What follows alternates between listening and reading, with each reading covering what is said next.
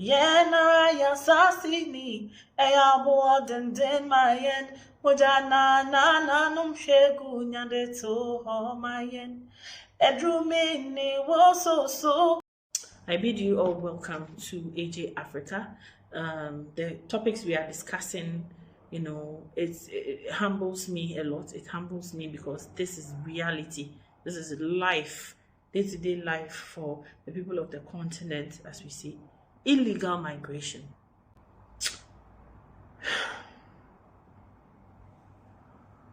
Della.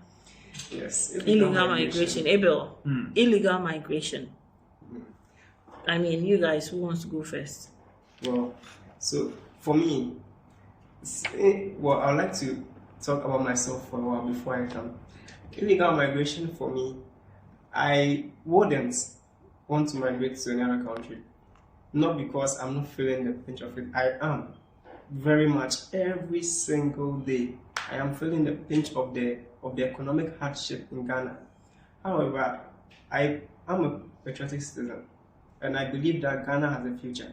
Just like when we spoke about Nkrumah just before, Nkrumah was a futuristic person. He saw the hope that Ghana had, he saw the hope that Africa had. And I believe that I carry that same spirit.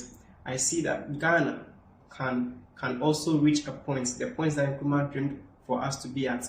We can be there. So I wouldn't want to migrate to any other country. However, taking the youth in general in this country, it has gotten to a point where it's like there is no more hope. Hope has been lost in the country. Hope has been lost in the government. You don't see any solution coming tomorrow, a week from now, a month from now, in the near future, even after the elections next year. You don't see any hope because it's like a cycle that keeps turning the same cycle, keep seeing the same things over and over and over again. It's not like you are going to move somewhere else. Someone is going to deviate from that circle and then go to a different direction. It's like one thing keeps occurring over and over. They see it every single day. The youth see it every morning when they wake up. They go out to hustle, to work hard, to afford something to eat. The system is not working. Nothing is working. So the only other option they see, the only other alternative they see is to go somewhere where the system is working, where they know that if they go, just by even entering the country, just by crossing the border and entering a developed country, it is certain that they will survive, they will make it. That's why illegal migration is going on every single day.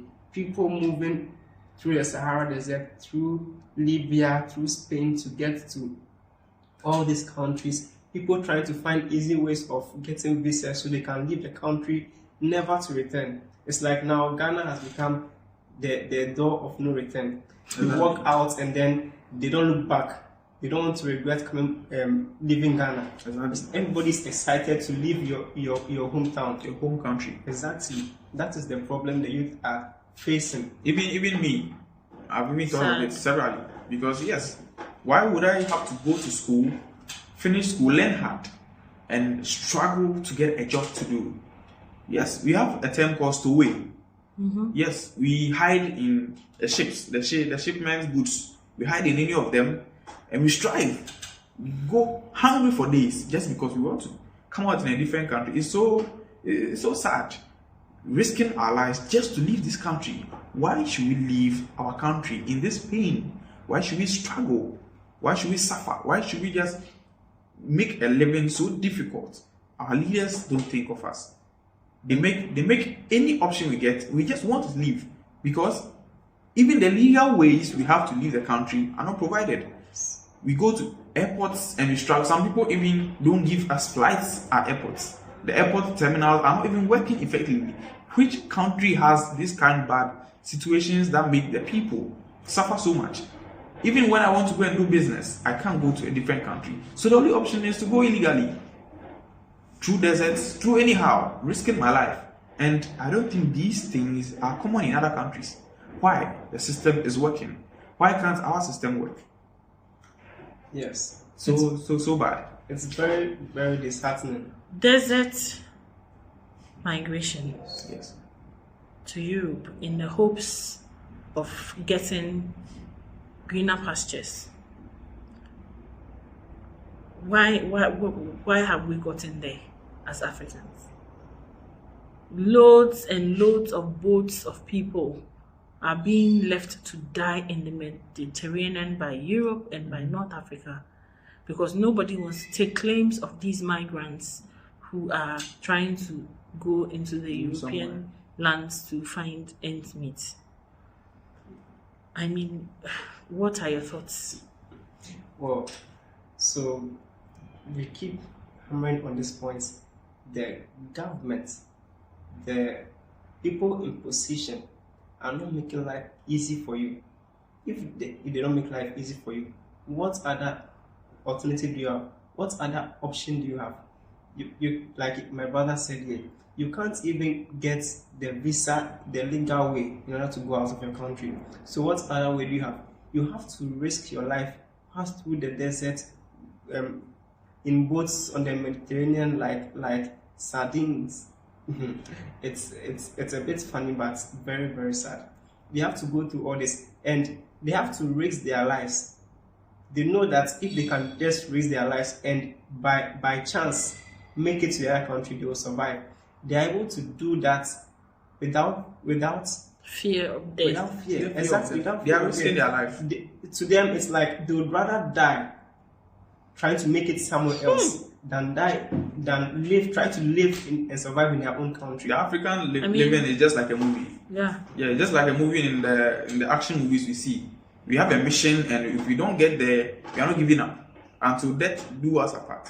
And I don't think a country's living standard should be like a movie, as I said. We are just animals if we are living like that. This is a no-no. This is a no-no at all. And we don't have to be led to that situation. We are being led to that situation. Because if we are not led, then why don't we have work to do? Why are we going somewhere? Joblessness. Why are we going somewhere to make a living? Can't we make a living in our country? It's a no. They choose to fail us and they push us. They make us strive for things we have to do. And just look at this. Do you think these northerners that come from north to work in Accra, if they have the chance to flee through the deserts, they won't go? They will make it. They will go. Yes. So this is creating a large percentage of illegal migration. And day in day out, we hear news. People even climb on planes just to make it to another country.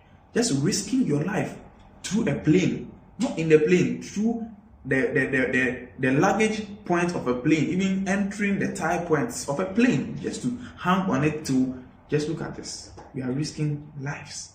And millions of people just try, day in, day out, just to go. They just want to leave. So disheartening. Many of them leave, and then, like you said, their lives end even before they're able to get to such countries.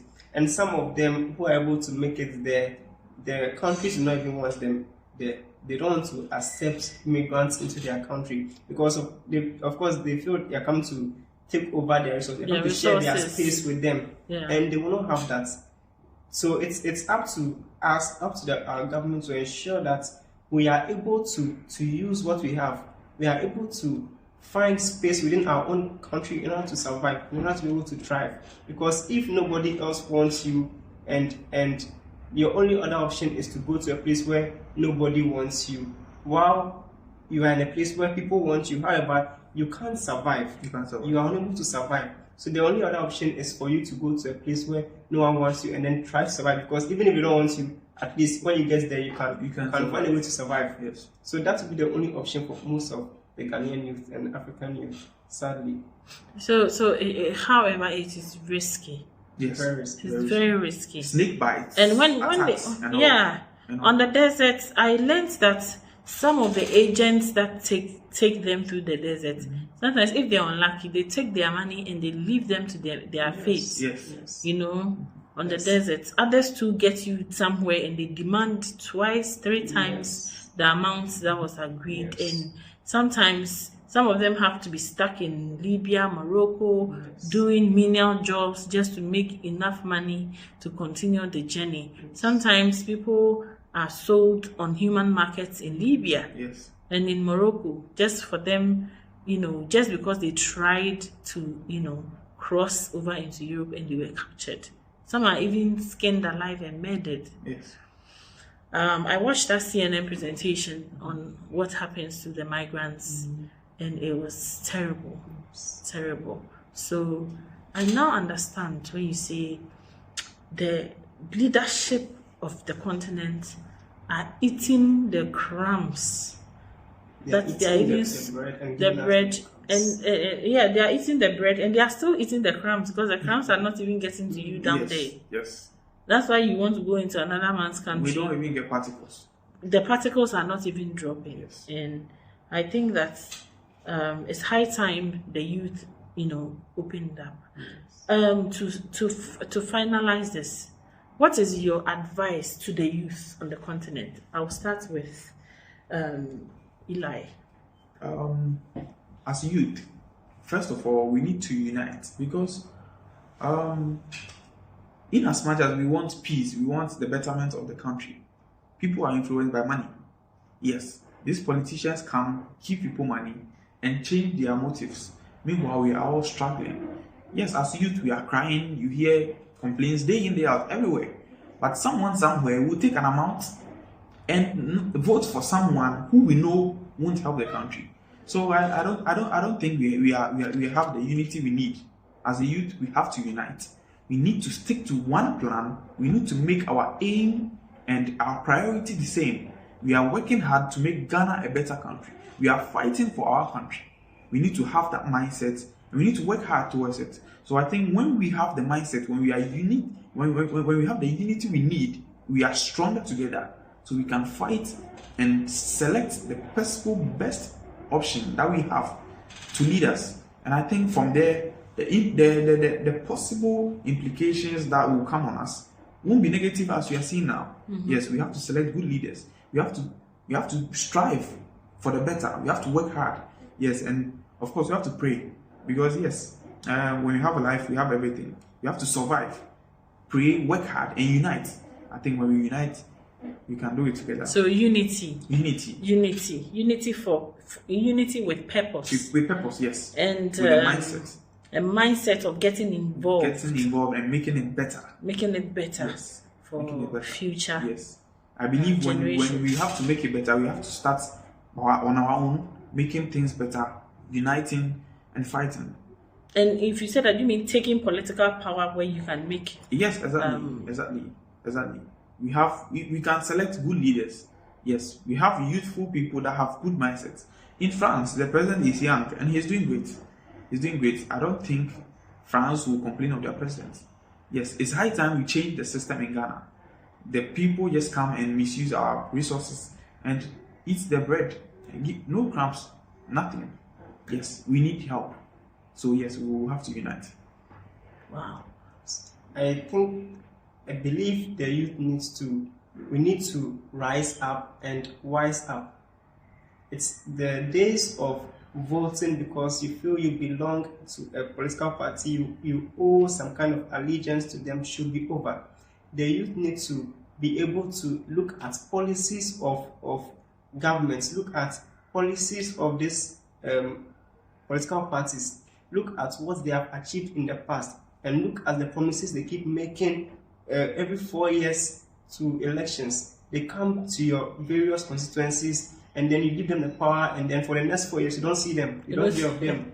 They disappear into thin air. And when they need you again for your votes, then they come back. We need to wise up and know that the days of owing allegiance to a political party or taking money from them, 200 cities, 300 cities, just to vote for them are over. Because you should ask yourself, if you are being given 200 cities, 300 cities, whatever amount it is, in this current economy, after 2 to 3 or 4 days, the money finishes. What are you going to do for the next 4 years until they come again? You need to think about such things. You don't just vote because you feel your parents belong to this party or that party, so I should also be for them. Or because I belong to this religion and for my religion we support this, so I should also stay there. You need to look at the economy, look at your personal issues. Exactly, your personal economy, your pockets, how you are able to survive every single day, and know that somebody's up there making decisions every day and not thinking about you. You need to look at such things and make decisions that will better your lives and the lives of all those coming up. So I honestly think we need to rise up and we need to rise up. It is the only way by which we can put an end to the struggles we are facing every single day. Yeah. Well, the youth of the country, of the continent, are saying that the young people need to wise up and unite for purpose, to get involved in getting political power so that they can influence decision in a way that will progress the living situation of the youth across the continent. Wow, such powerful words that I've heard from these young ones, these potential leaders of tomorrow, Africa's future. I'd like to say a big thank you for coming. You know, I'm always so proud every time I meet young people who actually know what their problems are. Because usually you meet a lot of young people, you talk to them, they have no clue. All they care about is what the mainstream media or mainstream media are reporting. That so the optics are good. The numbers are looking good. The GDP is like this, and they are not even concerned about on the ground what is happening. When I go to the market, how much am I spending? How much school fees do I have to pay to get my child a good education, not just anyhow education? And you are young people thinking about this, so I'm so proud of you, and thank you so much for coming on this show. There are several topics we'll be discussing, and I hope that you have the time to be coming on the show to participate. We do live shows sometimes to where you can call in from the comfort of your home and join the panels. So thank you so much. Thank you too. Thank you so much for coming.